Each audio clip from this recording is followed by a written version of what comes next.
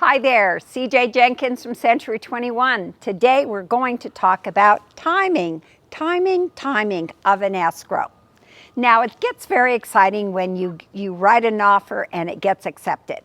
And do you write a 30-day escrow, a 45-day escrow, because that's the norm? Or do you select a specific date that the escrow closes? Now beware of the fact that with holidays happening, whether it's the end of school year, or you're going on a cruise, or you have only so many vacation days, think about the exact date sometimes instead of a 30 or a 45-day escrow. Now, this is one of the exciting things to put up on your sign is a sale pending sign.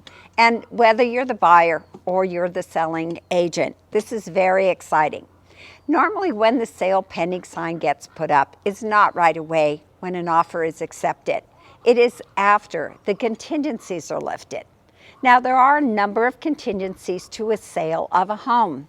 There is an inspection contingency, there's a loan contingency, and an appraisal contingency.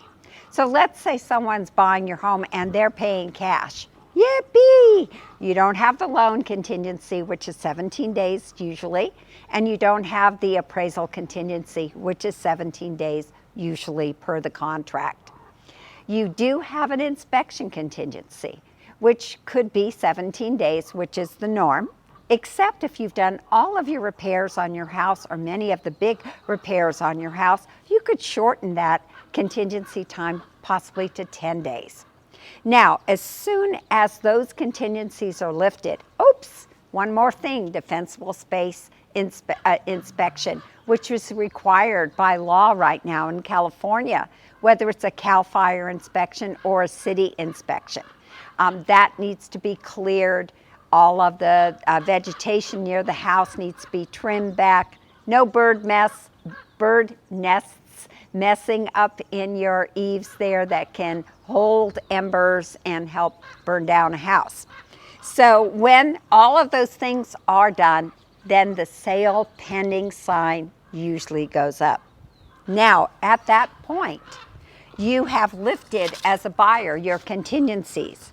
And when you do purchase a home, you want to make sure that all of these particular deadlines that are in the contract are actually identified right here, what days all of these contingencies are lifted. Now, the estimated close of escrow, be careful about the word. The close of escrow date could be 30 to 45 days, as we mentioned, but it's estimated. Sometimes things close 1 or 2 days early or 3 to 5 days after. It's an estimated time of bringing all of these pieces together.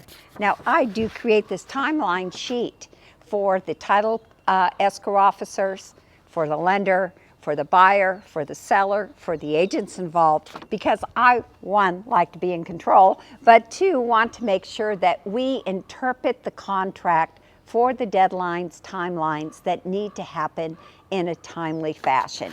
For example, when you go to buy a house, you have an earnest money deposit. That is either written in a check or it's wired money. After you get an accepted offer, you have 3 days to get those monies to the escrow officer. So that would be a timeline that would be on here too.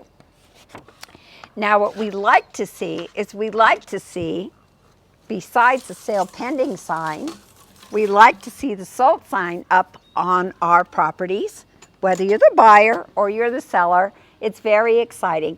And usually that happens pretty much last minute. And the last minute part to it is 5 days before the close of escrow. You are going to do a VP, verification of property condition, the VP.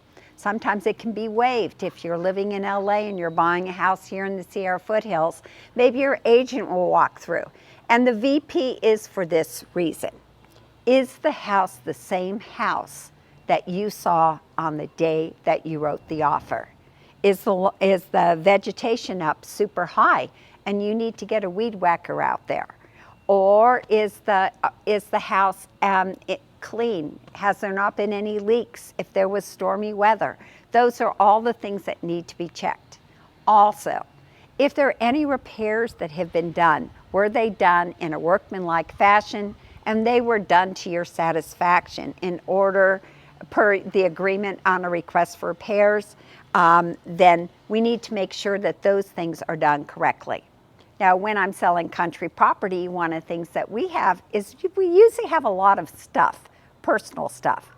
Is there garbage on the property left? Are there any tires?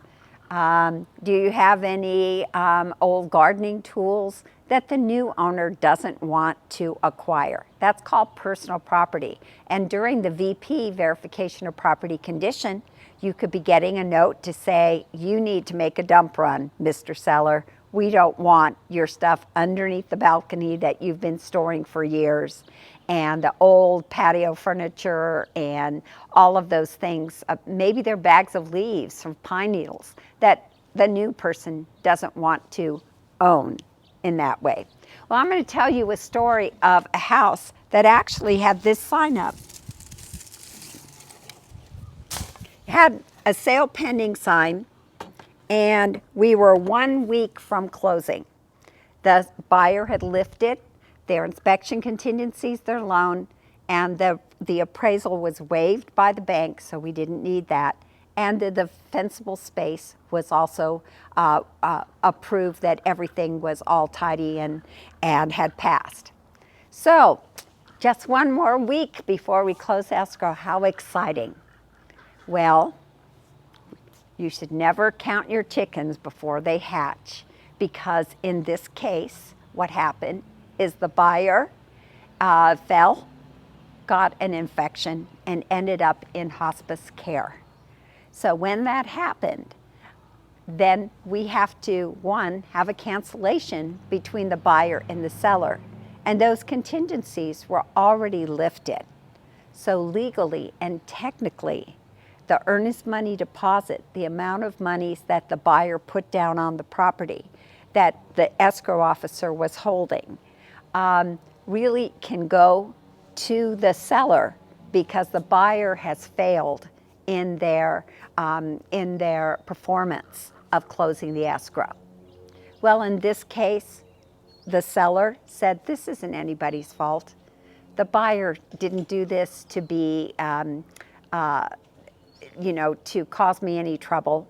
And the buyer had some bigger issues of their health and the end of their life that was more important than the monies that are being held in title.